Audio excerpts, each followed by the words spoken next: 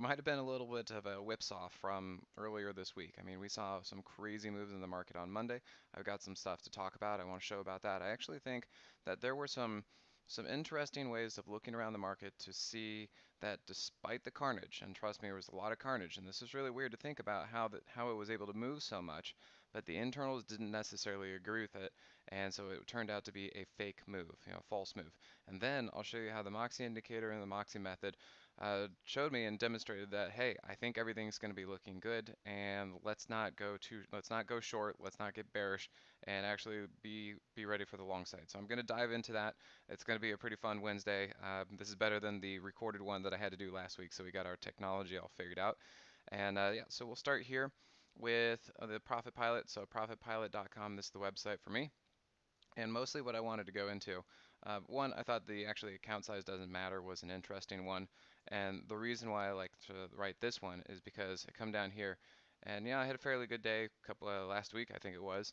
And just to show that throughout my accounts, I trade various accounts for various family members and myself and stuff like that, that if you see, all the percentages were about the same, about 5%, give or take. One of them is a little bit lower, and that's because I trade my accounts basically the same. And so the whole idea behind that is that, whether you have a $5,000 account or a $500,000 account, for me, I trade it the same. It's just a matter of percentages. And what's really exciting about that, and that's what really attracted me to the market, was, what? You click a button, you might move $1,000 or you move $100,000. This is the kind of exciting thing about trading is that you just keep moving up and up and up, and as you keep growing, I remember I was starting out and I was making $1,000 trades, and now I make $100,000 trades, and I think that is the exciting thing about the market. So go check that one out.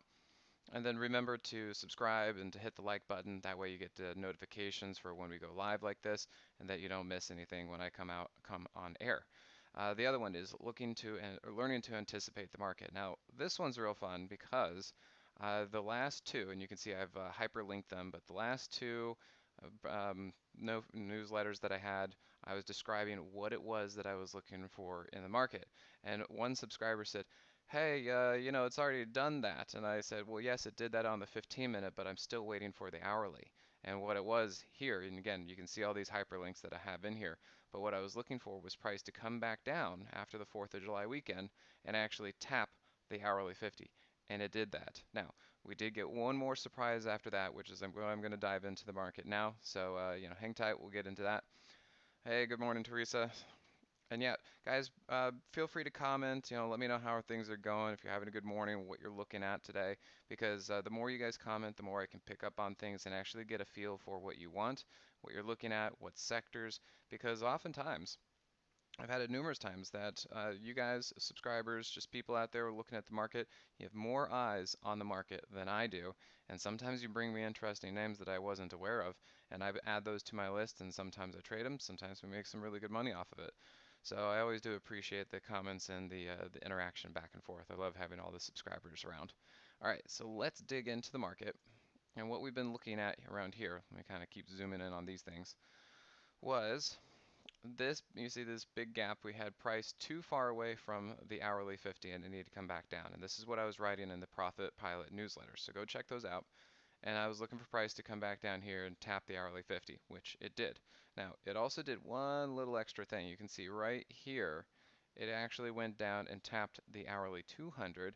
And when price is below the 50, but the Moxie indicator is above zero, that is a trampoline move. That is a high buoyancy situation. So after that, I said, yeah, it looks good. Let's go long. Everything's looking fine. Still everything's great. Cool. And then, a couple days later, I think, yeah, Monday, we got this pop up. Now, great. This is what I kind of say when I write things like, this is great. I'm happy that we have a nice move up and this should look pretty good and fantastic. Like, it's always good to go up and go long like that. Great. But the problem is twofold. One, we're coming right up to our previous high. We were right here at our previous high, and we were right there at our previous high. So you can see the line. I haven't touched that line in a long time, and it just popped up right there. The other thing we could see, if I kind of zoom in on this, was that price was awfully far up there. I mean, it was at and just outside of the third ATR on the hourly chart. That is, it's usually an outer barrier. You can see kind of hits there, comes in, hits there, comes in, hits there, comes in, finally rolls over. So I wasn't expecting this one to implode the way it did. So something happened out there. You know, they flipped the switches on the algorithms and the computers and said short. I was expecting something more like this, to where yes, it was overbought, but it was going to keep carrying, because you could also see that there was too much distance between price and the hourly 8 EMA. So it was really, really up there, and price was very far away from the 15-minute 50. So yes, for the time being, yeah, it was oversold, overbought. It was too extended, too far up there. But I definitely didn't expect it to get ripped down the way it did. Now, as I said, there was carnage all over the market. And what's interesting, let me show you this thing. This, these are the internals. This was that day. So Monday afternoon, you can see that the internals, the advanced decline volume, not super great, but not terrible. Maybe it was like 1 or 2 to 1, something like that. You know, for every there were two orders going positive for every one that was going negative. And then once this thing started to turn around and rip down, it was kind of weird. They really didn't change. Like, you would expect that when a market gets driven down like that and gets driven down so much, it would be something like 5 or 10 or even 15 to 1. For every order that's coming out there, 15 of them are negative. Like, that's huge. And that's a lot of energy and momentum going that direction. But it wasn't like that. Here it was at negative 0.125 to 1. So for every, order going in there, there was 1.25 more that were negative. That's hardly anything. And you can see it on the chart here. It's hardly anything. And then you look over here at the advanced decliners for the stocks themselves. Not much, there were a lot that were up for the day.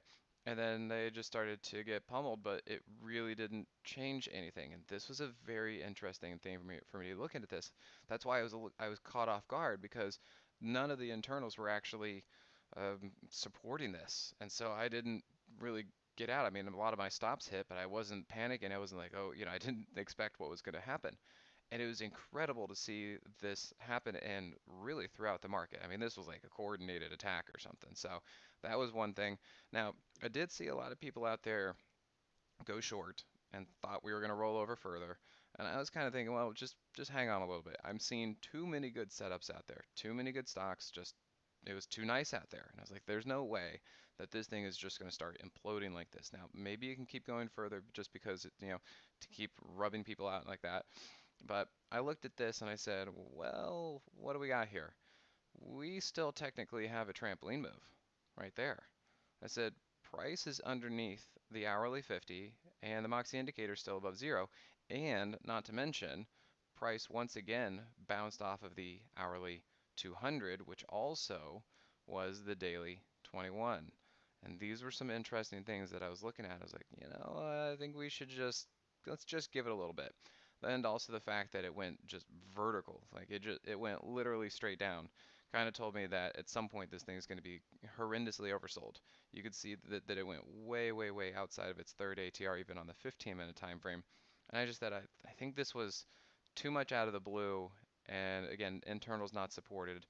I think this is a head fake, or at least I'm not willing to go short. Now, to my subscribers, I put out a video that day because like your head was on a spinning, like what was going on, and so I put out a quick video and I said, hey, here's what we're looking at. If this is going to get worse, we'll see price bounce someplace, and if it's going to get worse, price is going to come up here, and it's going to get rejected by the underside of the hourly 50, and then maybe we'll go down. And we'll also see price come up here, and it'll continue to get rejected by the 15-minute 50 and keep going down there.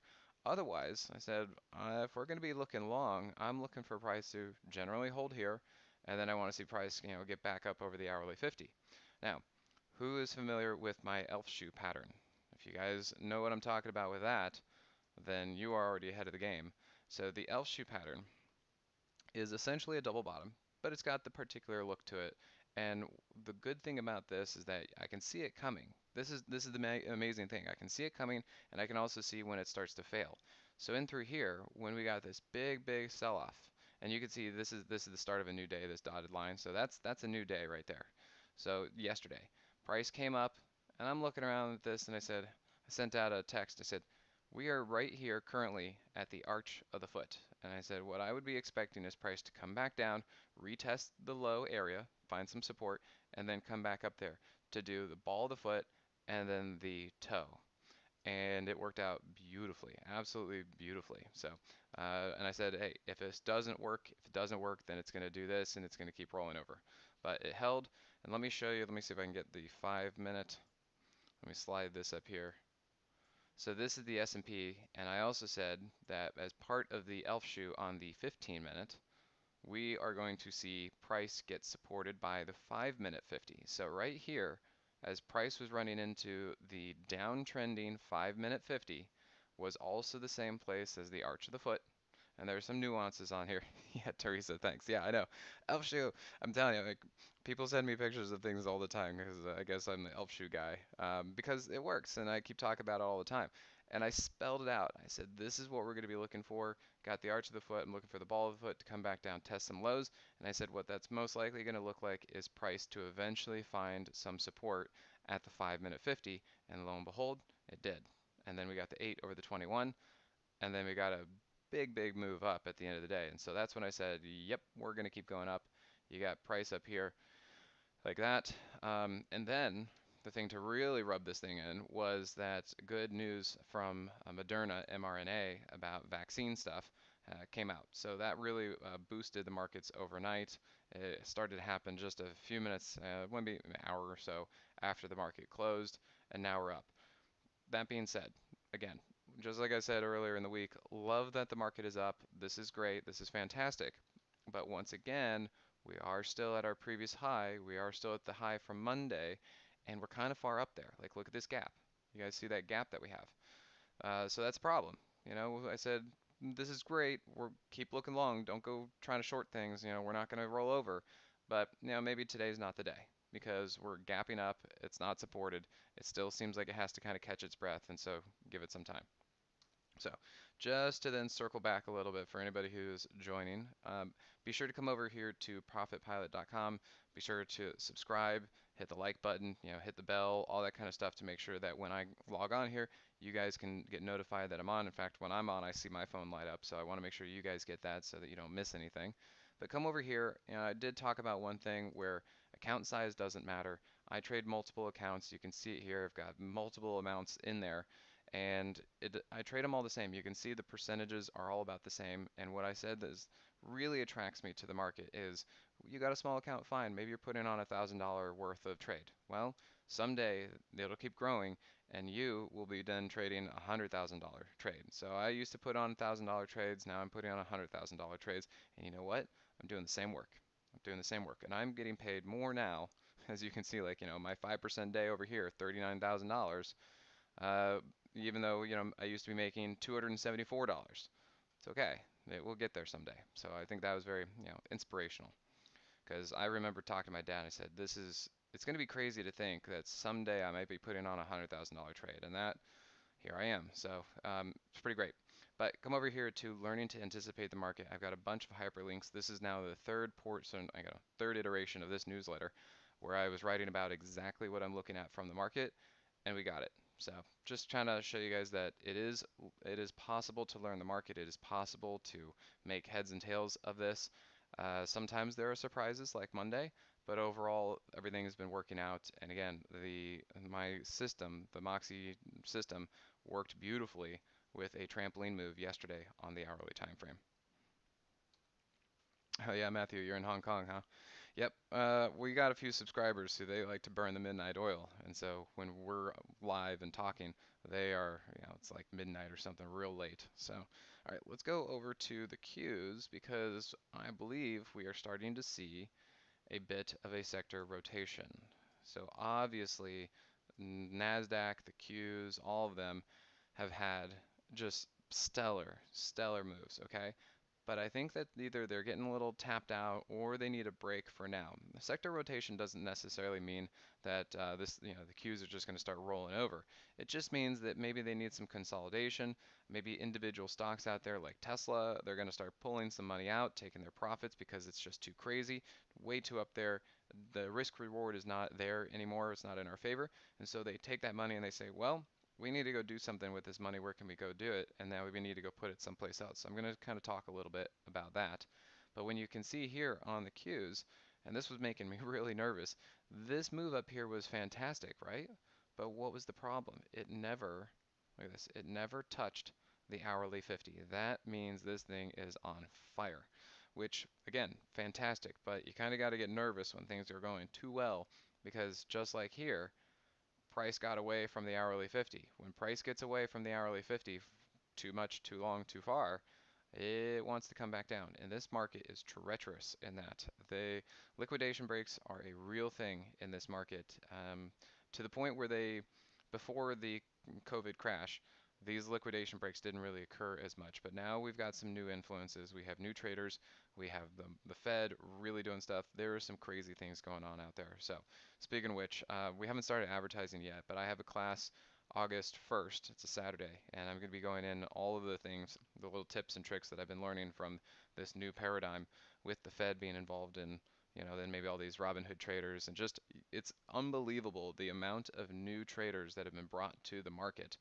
There are all sorts of stats that I'm going to be talking about there, and it's having an effect on things. Anyway, if you can see here, the cues, they're not terrible, but they're still going sideways.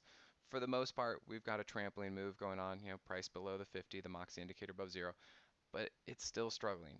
The S&P up at new highs basically. It's up there, it's up, it's over moving averages. What is the cues? The cues are running right into a downtrending 15-minute 50. So what does that tell you? So it tells me that the cues are going to need a little bit of break. They may go down a little bit. They might go sideways. That is not the sector to be in. The cues is not the place to be in. And then we look at, say, IWM. Look what's happening over here. And guys, feel free to leave in the comments, tell me some stocks that you guys are looking at. Help me figure out where this sector rotation is going. Where do you guys see it? Because, I got 2 eyeballs and you guys have 1,000 eyeballs. So I want to make sure that we're not missing anything, and you guys like to look in different sectors. So, hit me up in the comments, whatever, let me know, tag me, ping me, let me know what you guys are seeing. Now, I've been talking about the IWM every Wednesday that I come on here, and I've said, we've gotten close to the daily 50, didn't quite touch it. We've gotten close to the daily 50, didn't quite touch it. Now we've actually bounced off of the daily 50, not only once, but twice. And I'm looking at that, and I said, oh, okay, maybe we got something. So we're looking at this, couldn't quite see anything, still waiting, and then price came down here and the whole market turned around. Now I said, I don't really want to go in here. It's not quite ready. Let me show you why. Kind of keep doing this. So the way I trade, number one, price should not be over the 50 if the Moxie indicator is below zero. Okay, so it's an inverse trampoline move. Just like how the S&P had a regular trampoline move, this is the inverse trampoline move. The other thing that I was seeing is, what is price doing up here and the hourly 50 is still down here? It needs to engage with the hourly 50, just like what I wrote on profitpilot.com on this last one about anticipating the market. I want to see price actually get over and then come back down, test and bounce and follow moving averages. That's how I work. So when I saw this, I was like, oh, still not quite ready. But then what I did notice is we basically have a level, and you can see we keep trending up on the Moxie indicator. There is your positive divergence. And then you see this right here. What do we got here? So I've been watching this, and even though we had this massive, massive move down on Monday, what did it do? It basically brought us back down to a double bottom and gave me positive divergence. I was like, oh, I think, yeah, something's happening. And then we recovered and we popped up and we closed over the 15-minute 50, the 15-minute 200, and the hourly 50. And look at this, IWM up. Now, today's not the day to really go in. Ooh, volume loud. Hey JR, yeah, hey guys. Nathan, good to see you. Yeah, I'll look at gold and all that. So it's not the day to necessarily go in here. I don't want to be buying up here because what? It is outside of the 30 ATR, and look where price. Let's look where price is in relation to the hourly 50. Do we want to buy there? I don't think we want to buy there. So just be patient. As John always says, the stock market is about transferring money from the impatient to the patient. And I am patient. I didn't used to be. I've had to learn over years. And also, I think we're making progress. Look, this is now the first time that the IWM has now actually cleared, other than back here, has cleared the daily 200. This is progress. Now, it's not moving above it, it's just punctured it. It's at least shown us that it now has the potential to do that. So it's kind of like knocking on that door. It's kind of wearing it out, wants to get up there. And the other reason I don't want to be going in today, let me zoom in a little bit further on this, is notice the distance between price and the daily 8 EMA. Not where I want to go in. So give it a little bit of time, expect this stuff to fade back down, and then we'll find a good entry to get into stuff like this. So yeah. All right, let's take a look at, well, you said GC. I tend to like to look at gold in general because the futures can be a little bit messy as far as all the time, the extra time. Is this thing going? What's going on? There we go. The extra hours in the day. But overall, gold has been breaking out. There we go. Yeah, overall gold has been breaking out. We were looking at this on GLD. This was a trampoline move. It is still technically a trampoline move on the daily chart. That's when price dips below the 50, but the Moxie indicator is still above 0, which tells us it's a high buoyancy trade. And then you can see here, right there was our level. What did it do? Broke out. So pretty much all good. I'd say everything's good. Now, a little messier on the hourly chart. Generally it's trying to follow the hourly 200. Cool. We'll see how that works. And GLD is the same basic thing. So GLD, we'll go over there. You can see the same thing. It did a trampoline move off of the daily 50 right there, and everything good. Now it has come out to the daily third ATR, so it's probably going to need to take a little bit of a break. I wouldn't sell it. I wouldn't short it. We did take a little bit off right there just to put some money in our pocket because might want to pull back down. That way we can recycle our money, put it back in when it comes back down. So that's what we did there. Now, I talk about all these trampoline moves and everything else like that, and the only way I can tell it is because of the Moxie indicator. So let's see. Actually, Sarah, if you could put a link, I was going to just go to the website, but if you want to put in the link for the Moxie indicator, I think it's simplertrading.com/stocks. If you want to come do that, because I talk about the Moxie indicator, I trade the Moxie indicator. This is the only way that I can trade is with that indicator. So if you guys are wondering what it is, this is how you can come find it. So we'll post that link in the chat room, chat box right now. And then, yeah, VG, we've been looking at this one. Now, Eric, I will say, with this sector rotation, we might want to just be prepared for a little slowdown, a little sideways on some of these tech names, tech stocks.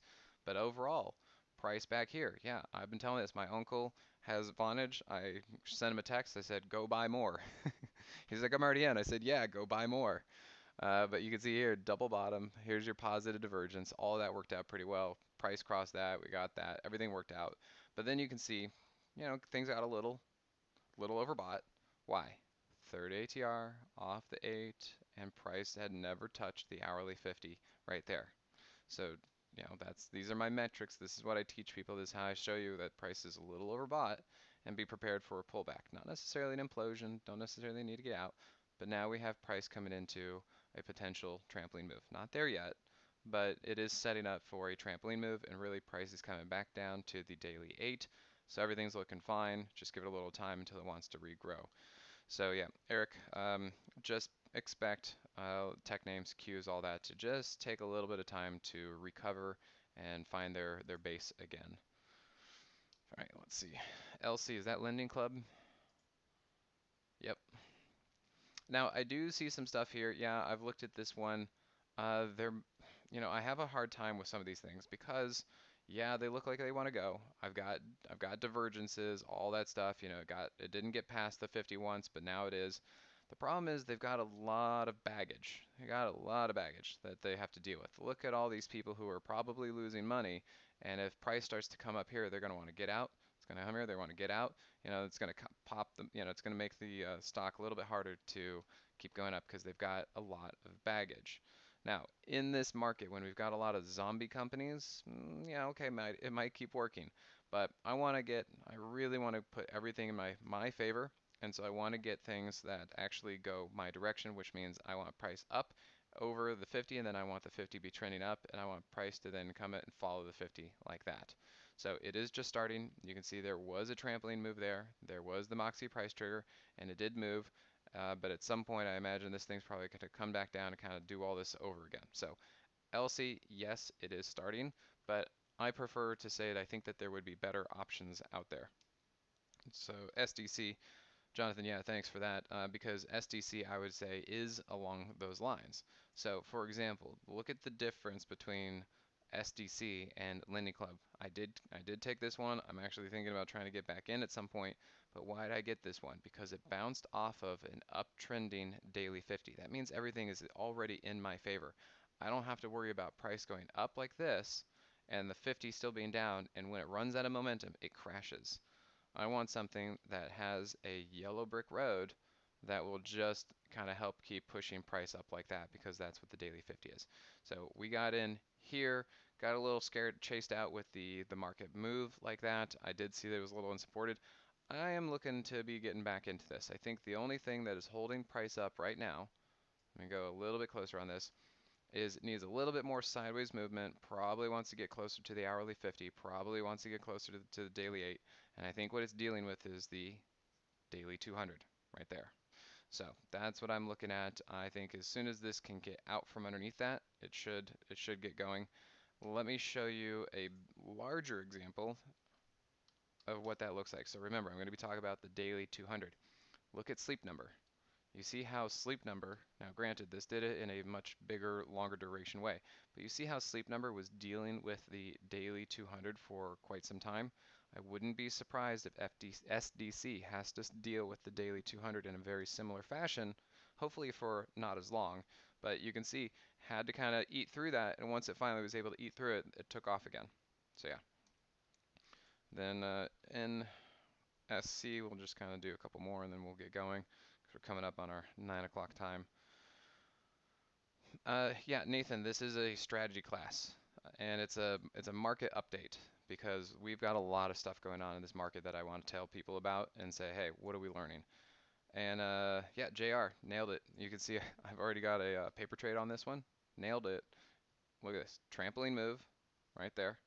Trampoline move on the daily chart. Got to squeeze all that, and then you have here's your double bottom. There's your positive divergence. There's your Moxie price trigger. And oh, look, we are getting past the hourly 200. Perfect. So yeah, Jonathan, or no, JR, sorry, too many J's, nailed it. But you can see I've got this one too. Yeah. Yeah, NSC was perfect. So yeah, good job, guys, on that one. And then space, I do like space a lot. I'm in it. We are in it. I'm looking to add more. I definitely want to add more, but you have to do it at the right time. So I could see that this eventually was going to get sold into. I mean, it was just too high. It was up there. It was unsupported. Look at that distance between price and the hourly 50. So with that move yesterday, what did it do? It was uncomfortable, but what did it do? It really only went back down to the hourly 50, and the Moxie indicator's above zero, and we're back down to the 8. So yeah, I just need to find a right place to actually add more. I mean, to be honest, Monday probably would have been the best place, but I didn't know what was going to happen the next day, so I wanted to give it a little bit more time so I didn't just go buy a falling knife.